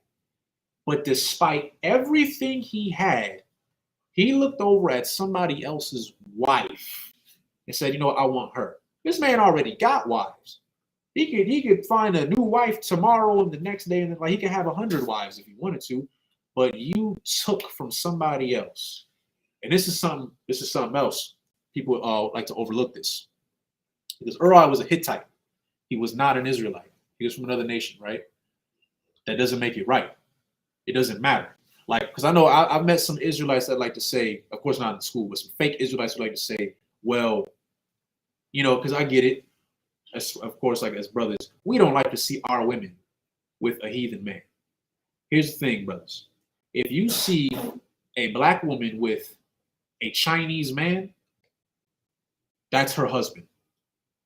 That's her husband, okay? Yes, we know we don't like the sight of it, just like how sisters don't like the sight of, you know, us brothers being with heathen women. And you lay down with her, that's your wife, right? She's not of Israel, but that is your wife. Same thing with sisters. For sisters, it's even more, I want to say more important. That's not the word I'm looking for. I want to say it's more impactful, because a brother can have multiple wives, but a woman cannot have multiple husbands. So once she lays down with that man, that's her husband. And she can't leave him until he dies. If she does, she's a whore. Even if he is a heathen man, keep that in mind. So even though you see a sister who might be with a man from another nation, that doesn't mean you get to go in and sleep with her. That's not how that works. The law still stands even for her. That's her man. All right. Now, you know, if the Lord decides, okay, you know what, I'm gonna kill this heathen, now she's free from the law because she's a widow.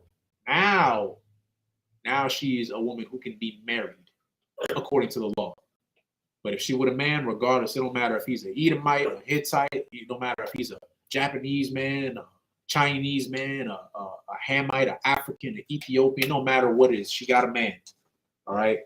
That's something to keep in mind when reading these scriptures, because sometimes brothers will try to be like, well, you know, she shouldn't be with him anyway. It's too late. She already is. Bathsheba was already with Uriah. It doesn't matter if he was a Hittite or not. David should not have gotten him killed just so he could. I mean, he already slept with her, but he shouldn't have got him killed to cover up his sin. Because now the Lord's seen it, and just to paraphrase real quick, because we're about to end the class, his child ends up dying. That child that Bathsheba ends up having, it ends up dying, right? And David was hurting, right? And like I said before, these lustful acts can lead to death, because now Uri died and David's son died. Think about that, right? Meaning that the Lord sees everything. The Lord sees everything. Don't think that you can outsmart the Most High. He's called the Ancient of Days for a reason. My father used to always tell me, what was this? What was he saying? Oh my goodness. He always used to say to me, I wasn't born yesterday. He always used to say that. Because I was a kid, and you know, this is for kids out there, like you try to outsmart your parents, yeah, good luck with that. Trust me, we were all kids at one point too. I tried to outsmart my dad and my mom plenty of times, and my dad was so cold with it sometimes. He would make me think that I outsmarted him, and then boom, he'd be like, "Yeah, I already knew this whole time." I'm like, "Oh." I remember it was one time I walked home from school. I came in, my TV was going, and my dad ain't say nothing. I'm looking like, what I do? And he was like, "Oh yeah, remember when you told me you was staying after school to do some homework? Yeah, I knew you was going over that girl's house. I drove by you. You just didn't realize it." I'm like, damn. I ain't even know he knew. Like, you know what I'm saying? Like, I ain't even know. But, you know, at that point, it was like, well, he got me. Same thing with the Most High. Most High see everything. There's an angel over you right now. You can't see them, but they can see you. Everybody got an angel, a messenger over them, and they're making reports to the Most High. He did this, she did that. It could be good, it could be good things, or it could be bad things. And Most High knows, right? David tried to cover it up. You already knew. So that guilt that you feel when you know you did something wrong, you're like, I hope nobody finds out. The Most High already found out. So you think about that. That's what lust can do to a person, right? Any sin, for that matter. It doesn't just have to be lust. It could be anything. You're stealing from somebody, like how he stole his wife. Most High sees that. If you're, how can I say this? Partaking in watching adult films in secrecy. For those of y'all who don't know, I'm gonna just say what it is. Pornography is just, don't do that. Okay, don't watch that stuff. And I know some people try to argue with me about a lot of things. Let me break it down to you. Let me break it down to you in a non-biblical way. When you are old enough and you partake in this activity with your significant other, there is actually a chemical in your brain that releases. Anybody know what it's called? It's called dopamine. Your brain actually naturally secretes dopamine that, again, I'm sorry, I'm trying to PG this. That feeling that you get, that's, forgive me, y'all, I'm really trying to PG this right now. That sensation that you get, right? That's the dopamine being released in your brain, right? That's natural, though. That's natural. Y'all learn one day when y'all get old enough. But for those y'all who are old enough and understand what I'm saying, that feeling, that sensation that you get, that's natural. Here's what happens when you start watching adult films, and all y'all who watching OnlyFans accounts and stuff in secrecy. What happens is you start to rewire your brain. You start to desire watching other people partake in that activity to get that sensation. But it's like a drug. They actually did a CAT scan. I found this out like years ago. They did a CAT scan of somebody who, I don't remember what drug they did, but they did drugs, and then somebody who had a porn addiction. They CAT scanned both of their brains together. It looked the same. Because what happens is that dopamine, it starts to reach higher levels when you watch these things, right? And people who, they just go full send and they get addicted to it, they'll want to watch something even more extreme. And then more extreme, and then more extreme. It's like a high. Like, you know, you hit that blunt, and now somebody introduced a new strand in you. You're like, man, this one hit different than the last one. I don't like that other one. Now I want this one. Then you get a new one. Oh, this one's even better. Then you go back to your old one, and you're like, this don't hit the same. It's the same thing with porn addiction. So what happens is, this is why some brothers suffer from ED, which is erectile dysfunction, because now you've become so addicted to watching other people partake in this. Now, let's say you got a rib, or let's say you ain't got a rib yet, right? But there's a woman that you're interested in, and you know, you court the sister, you know, whatever, you like this woman, and now it's time to, you know, handle business. And let's just say your partner in crime downstairs, he ain't ready to knock at the door, and you're wondering what in the hell is going on. That's due to you watching adult films. That's what happened. You ain't got to believe me. I ain't even got to use the Bible for that one. That's a study that y'all can go study for yourselves. So I'm trying to help y'all out. I don't know who's doing it on the low. You ain't got to tell me. The Most High already knows. Okay. I'm just here to relay the message in hopes that maybe somebody will watch this and not partake in these. And this isn't just for men, by the way. This is for women too. This is for women too who partake in this. And then you get a real man, you know, and you want to do what you want to do with him, and now you're just like, this ain't the same. Because I can't even go into that one because it's kids in here. But y'all get what I mean by that, right? Y'all can brainstorm on that one. But yes, but in a sense, it destroys you. It destroys you. Okay, it destroys you mentally and sexually. All right, so just keep that in mind. I'm just throwing that out there. All right. With that, does anybody have any questions? So you over here thinking about it. You got any questions, brother? You good? I'm still like wondering why how like the baby that like King David's like son died. So like doesn't that mean like he killed a man for no reason? Like you're wondering why King David's son died? Oh, you're talking about Amnon? Yeah. Why did he die? Yeah. Well, that was the Lord in a sense. Now, because David, so I'll briefly talk about it, right? David found out later, David wasn't the one that killed Amnon, but Absalom, he found out. So he ended up dying, right? This is like what I was talking about earlier, like sin can lead to destruction. Because Amnon allowed for that lustful spirit to take hold of him, he ended up sexually assaulting his sister. I mean, he disrupted the family. He brought shame to the family. Like, nobody wants to go through that. It's supposed to be a royal family, a family of status, right? Nobody wants this in their family, regardless if you have status or not. And he brought shame to the family. And in the end, Amnon ended up dying because of it. He got killed because they wanted vengeance on him. King David didn't want it, but they wanted vengeance, and he died. He died because of that, right? That's what lust brought about. And it can happen in many different ways. Same thing with, we just read about David. David, he got Uriah killed. He wasn't an Israelite, but it doesn't matter. He didn't need to die. He died for no reason, right? He died because somebody who is an Israelite decided to sin. And now not only did he die, David unknowingly caused the death of his future son. Now, luckily, after that, he repented and, he learned his lesson, and, King Solomon came after, not too long after, but his firstborn, he died. He didn't need to die, but that's something to think about, because now what you need to understand is your actions can lead to consequences for other people. It's like drinking and driving. If I get drunk and I get into a car and I'm driving and I'm swerving all over the place and I hit a family, I might live. I might come out with maybe like a fractured bone or whatever. I heal, I'm good. That family might have kids. There might be a baby in the backseat of that car. That baby's dead because of my actions, because I decided to be a drunkard, which is against the Bible. Drinking is not against the Bible, but being an alcoholic is.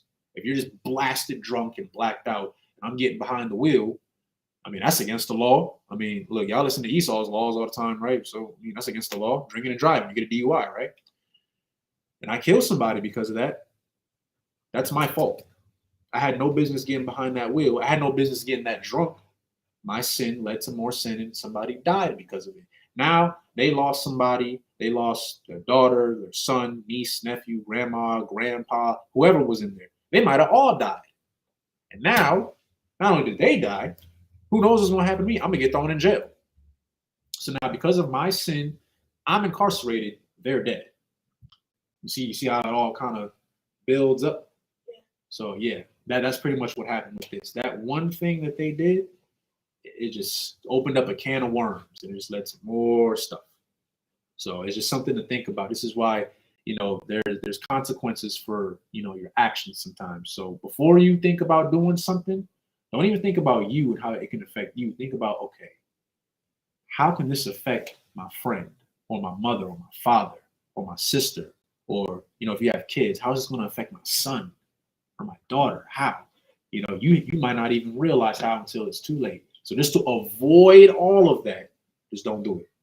If you feel like it's wrong, look, get some counsel, talk about it, do whatever you got to do. But if you know for a fact it's a sin, Don't do it. I promise you. I promise you. The Lord knows. And look, this is one thing I like to say to people sometimes. The Lord can forgive you, right? But you don't want to play with the Lord's mercy. You might sin, right? You might do something that's against the law. And you're like, oh, like David. David sinned. And I believe he fasted. And he asked for forgiveness. Now, his son still died. He still had to pay for that. But the Lord could have killed David. The Lord could have killed David and Bathsheba right there for what they did. He repented, and the Lord, he paid his dues to the Lord, and the Lord forgave him later on, and he never did it again. Right? That's called repenting for your sins. Like if you look at repent in the Bible in the Hebrew, it actually translates, one of the definitions is sorry, to be sorry. Now, when you're really sorry, let's say if I offend the brother for whatever reason, right? And I'm genuinely sorry to this brother, I'm not just going to apologize. I'm never going to do it again. That's really being sorry. But if I just keep offending this brother over and over and over, I'm not sorry. I'm saying it, but I'm not showing it. That's what it means to repent, right? So you might have the chance to repent for your sins. Most High in Christ, the Lord had mercy on you. But don't play with the Most High. Don't abuse that. Don't think it's like, okay, well, the Lord didn't kill me today, so I'm good. You've been sinning for 5 years. Oh, the Lord didn't kill me yet, so I'm good. Keep racking up them tally marks if you want to. One day the Lord is going to be like, okay, you know what? Make him get into a car crash. Make it to where his wife dies. Make it to where his child dies. We just read about it right here. Make it to where, you know what? I won't even kill you, because there's plenty of ways to harm you. The Lord might get you into a car accident. You might not even die. You might just be a paraplegic now. You're paralyzed from the waist down. You can't walk anymore. Or you might get into an accident at work. I don't know what you do for work. Something might get in your eyes and now you're blind forever, right? You might get diabetes because you've been eating pork on the low for too long. And you've been healthy as a horse, and now all of a sudden, now you got to take insulin shots. There's plenty of ways for the Lord to punish you. So don't play with it. When you repent, make sure you mean it. Don't even put yourself in a position to repent. But if it happens, you better make sure it never happens again. Just throwing that out there, because Christians, they'll tell you, God hates the sin, but not the sinner. You can just keep sinning away, and okay. Yeah, you keep doing that. The water, I appreciate it. So yeah, that's all I got for that. We're in the class. Any more questions? It's wild. Okay. Most High in Christ. Okay, so with that, I'm gonna end the class. If you haven't already, please like, share, and subscribe. So Amadium, just me up here.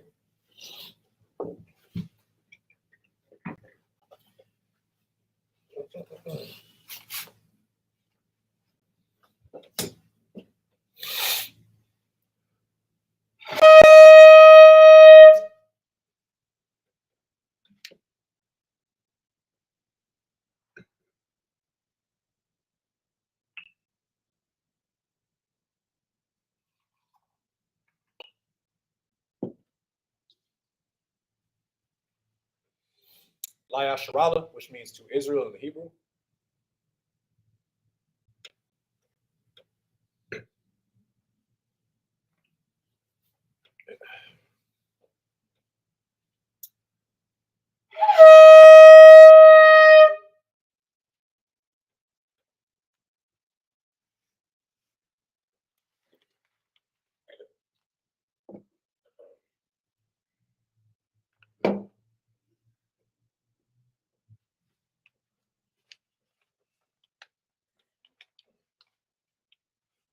Men of Israel, gird up thy loins and prepare to salute the Torah.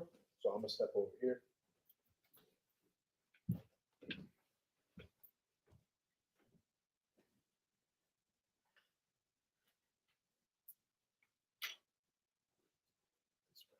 Okay. So stand up. Remember how to salute the Torah?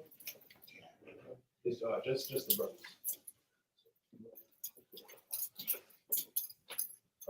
So you'll go Amadi. So you're saying just like this.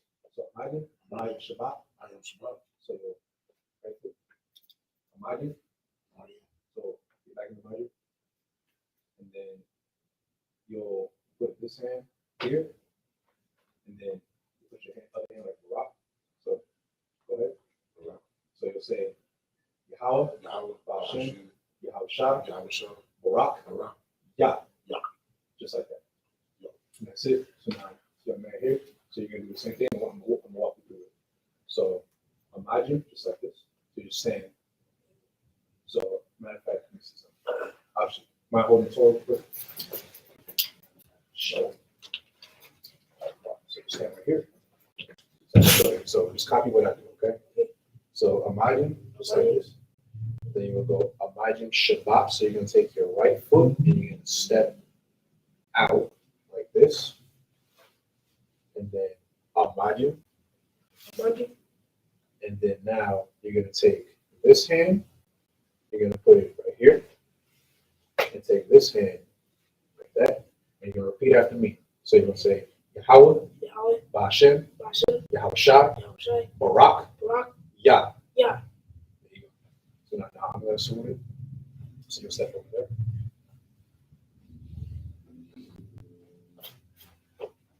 Yah, Ba'ashem, Yahweh Shah, Barak, Yah.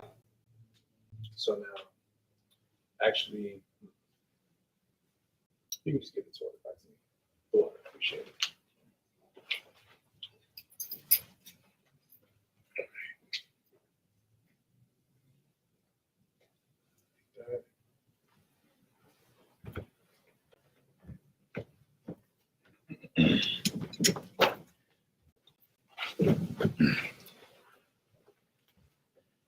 Madim Apon Yahakodam, which means to rise and stand and face the east. So we're going to face this way. I'm going to begin started with the Lord's Prayer in the Hebrew. Just pronounce it as best as you can. It's the Lord's Prayer. Abanawa, Shabbat Shemayim, Kodash. Y'all repeat after me. Hayah, Shemka, Yahweh, Malak with Ka, Taba'ah, Batzaka, Hayah, Aisha, Ba'arataza, Kawa, Hayah, Bashamayim, Latananawa, Haka, Lakam, Call, Yawam, Wasalaknawa, Kabawatnawa, Kasalaknawa, Kabawathinawa, Wala'a, Tabayanawa, Banasaiwan, Abal, Habashainawa, Mayan, Rai, Kaya, Laka, Hamalakwa, Waha'ala, Wa'ataparath, Lawalumian, Aman. Now in the English, Our Father, which art in heaven, hallowed be thy name. Yahweh, thy kingdom come, thy will be done in earth as it is in heaven. Give us this day our daily bread, and forgive us our debts as we forgive our debtors. And lead us not into temptation, but deliver us from evil. For thine is the kingdom, and the power, and the glory, forever. So be it. Let's see. I inbox you. Can you check your messages, please, on Messenger? No sweats. I'll check it right after I'm done with the class.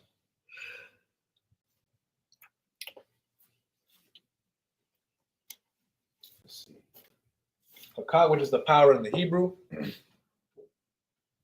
Oh no, this is somebody else. Oh, Salakia. My fault. I thought that was for me. Never mind, Salakia. All right, this Hakah, which is the power in the Hebrew. Yahweh, Ba'ashem, Yahweh Shai, Babakasha, Latananawa, Hakah, Hakah, Larapa'ah, Call, Makala, Wakal, Madawa, Hakah, Latahar, Ha, Matazarayan, Hakah, Lahakwayan, Hamathian, Hakah, I'll, Raka'ath, Hatama'ala, Lagarashun, Ba'ashem, Yahushai, the water, Amun. Now in the English, Yahweh, in the name of Yahushai, please Please give us the power give us the power to heal to heal all manner of sickness all manner of sickness, and all manner of disease, all manner of disease, the power to cleanse the lepers, the power to raise the dead, power to raise the dead, the power against unclean spirits, power against unclean spirits, to cast them out to cast them out in the name of Yahweh Shai. in the name of Yahushua. Thank you. Thank you. So be it. So be it. The blessings in the Hebrew, Barakatah Yahweh, Wa Yahweh Shai, Wa Mayaka Allah, Ba Alahayim, Matazab Ya'ah, Alawap Yahana, Ha Alawapdim, Ha Saranyum, Ha Kwatazayoyim, Haka Yayoyim, Waha Akwathian, Yahweh, Yahweh, Ba'ashem, Hashem, Yahweh Shai, Yahushua, for water, water, a month. Now in the English, bless you Yahweh, bless you, Yahweh, and Yahweh Shai, and Yahushua, and Michael, and White, and the angels, and the angels, commanding General Yahana, commanding General Yahweh, the generals, the generals, the captains, the captains, the officers, the officers, the troopers, the troopers, and the sisters. and the sisters, Yahweh, Yahweh, in the name of Yahweh Shai, in the name of Yahushua. thank you. Thank you. So be it. So be it. For these ones, I'll just say them in the Hebrew. Y'all don't got to repeat them. Just repeat it when I do the English. Just for time's sake. All right, this is Psalms 121 in the Hebrew. Asha'ah, Ayanya, All, Haharyim, Ma'yan, Yaba'ah, Izoria, Ma'aim, Yahweh, Aisha, Shemayim, Wa'arataza, Ayathan, Lamawat, Wagalka, All Yanawam, Shamarka, Hana, La'ah, Yanawam, Wala'ah, Yayashun, Shawamar, Yasharala, Yahweh, Yashamarka, looks like it, Shamarka, Yahweh, Tazalka, Al Yad, Yemyamka, Yawamam, Hashamash, La'ah, Yakaka, Wayarak, Balayala, Yahweh, Yashamarka, Makal, Rai, Yashamar, Athnapashka, Yahweh, Yashamar, Taza'afka, Wabawa'afka, Maita, Wa'ai, Awalam. Now Psalms 121 in the English. I will lift up my eyes into the hills. I will lift up my eyes to the hill. From whence cometh my help? From whence cometh my help? My help cometh from the Lord, My help cometh from the Lord, which made heaven and earth. which made heaven and earth. He will not suffer thy foot to be moved. He will not suffer thy foot to be moved. He that keepeth thee He that keepeth thee will not slumber. will not slumber. Behold, Behold, he that keepeth Israel he that keepeth Israel shall neither slumber nor sleep. shall not slumber nor sleep. The Lord is thy keeper. The Lord is thy keeper. The Lord is thy shade The Lord is thy shade upon thy right hand. upon thy right hand. The sun shall not smite thee by day, The sun shall smite thee by day, nor the moon by night. nor the moon by night. The Lord shall preserve thee The Lord shall preserve thee from all evil. from all evil. He shall preserve thy soul. He shall preserve thy soul. The Lord shall preserve thy going out He shall preserve thy going out and thy coming in. and thy coming in. It's like from this time forth From this time forth and even forevermore. and even forevermore. Psalms 83 in the Hebrew, Alahayim, all Damayalaka, all Takarash, wa all Tashakwat, all Kayahana, Awayibika, Yahama Yawan, Ra'ash, Al Amaka, Ya'ayamwa, Sabada, Wayata, that's like it, Wayata, Ya'atazawa, Io, Tazawanika, Amarwa, Lakawa, Wanakakidum, Magoya, Wala'a, Yazakar, Sham Yasharala, Awada, Kaya, Nawai Tazawa, Laba, Yakadwa, Ayaka, Waryath, Yakarathwa, Ahalya, Adawam, Wayashma'alium, Mawa'aba, Wahagorium, Gabal, Wamawan, Wamalak, Balashaf, Amishabia, Tazawar, Gum Ashawar, Nalawa, Imam, Hayawa, Zorawai, Labunya Lawat, Salah, Aisha Laham, Kamadyam, Kasaya, Sara'ah, Kayebyan, Banakal, Koyashwan, that's like it. Nashamarwa, Bayan, Dara, Hayawa, Daman, La Adama, Shayatamwa, Nada, Yamawa, Kairab, Wakaza Abba, Wakaza Bak, Wakata Zalmanai, Kal Nasayakamwa, Ashar, Amarwa, Nayarasha, Nalawa, Ath, Naawath, Alahayam, Alahaya, Shayatamwa, Kagagala, Kakwash, Lapanya, Baraka'a, Ka'ash, Taba'ira, Ya'ira, Wa, Kalahaba, Balahat, Haryam, Kun, Tharadatma, Basairaka, Wabasa, Wapathka, Tabahalam, Mala'a, Panyahum, Kwalawan, Waya, Bakwashwa, Shimka, Yahawa, Yabashwa, Waya, Bahawa, Ayai, Waya Kaparwa, Waya Abadwa, Waya Dayawa, Kaya Ada, Shimka, Yahawa, Labadka, Ayawan, Alcohol, Haratazah. Now, Psalms 83 in the English. Keep not thy silence, O God. Keep not thy silence, O Lord. Hold not thy peace, Hold thou thy peace. and be not still, Be not still, O God. O God, For lo, for lo, thine enemies make atonement, Thy enemies make atonement. and they that hate thee They that hate thee have lifted up the head.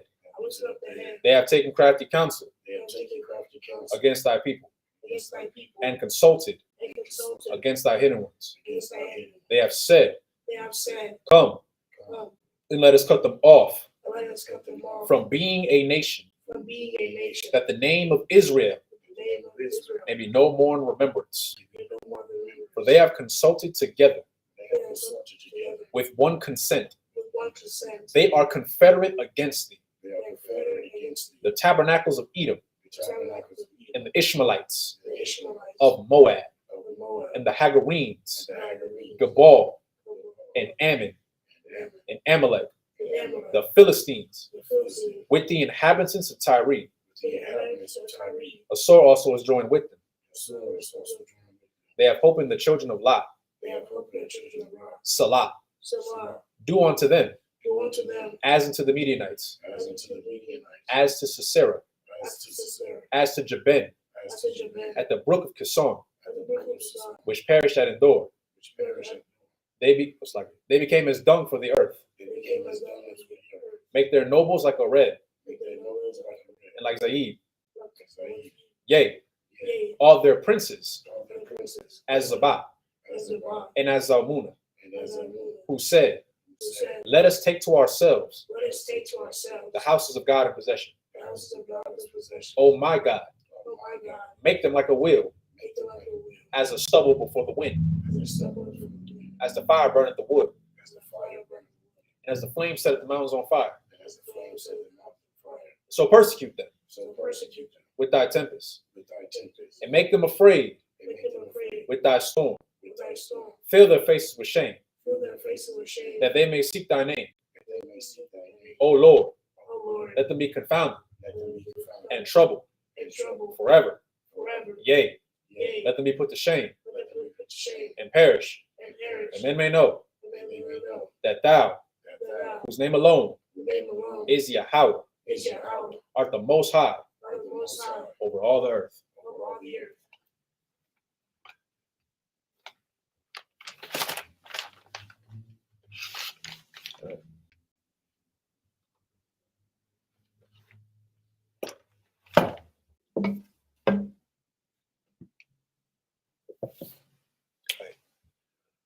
Oh yeah, Salagi says I misread that. The water. All right, so what we'll do is, men of Israel prepare to salute the teacher. So give one courtesy salute to the teacher. So you're just gonna copy exactly what I prepared. So remember, so this is a majim right here. So a majim Shabbat, your right foot out and behind you. Then a majim, Barak, and now y'all are gonna say Yahweh Hashem Yahweh Shai Barak Ta. Go ahead. Barak, Yahweh Shah, Barak, Go so no. You two take your time. So Yahweh Shah, Yahweh, Barak, Yahweh, Hashem. Hashem, so it's so actually let me make it simple. Right, where is it? Right here. So you see the greeting right there. So you see for the brothers. So you're gonna repeat that, but you're gonna so for Hebrew it's right to left. So instead of reading that Yahweh Shai first, you're actually gonna read backwards. So it'll be. So I'm gonna help y'all out. So Shalom, Shalom, Yahweh, Yahweh, Bashin, Hashem, Yahweh Shai, Yahweh Shah, Barak, Barak, Atha. Atha. So Atha is singular because it's just me up here. So now I'm gonna repeat to you guys, Shalom Yahweh Hashem Yahweh Shai Barak Thumb, because there's two of you. The thumb is plural. So now what we'll do is for the young lady right here, we'll give one courtesy salute to the sister. So you guys are gonna turn around. So for the young for the young sister, so you'll take your hands like this. We go like this, okay? So now we're gonna do the greeting for the sisters to her. So now you guys are gonna repeat after me. So it's gonna be Shalom, Shalom, Yahweh, Yahweh, Shamar, Shamar, Al, Al, Atha, Atha, Bahashem, Bahashim, Yahweh Shai. Yahushai. So now you're gonna repeat it. So I'm gonna help you out. So you say Shalom, Shalom, Yahweh, Yahweh, Shamar, Shamar, Al, Al, Atha, Atha, Bahashem, Bahashim, Yahweh Shai. Yahushai. And then I'll say Yajimata, so you put your hands down, and I'll say class dismiss, and then that's it. So just like that. Those are the salutes. So, all right. Shalom, Israel.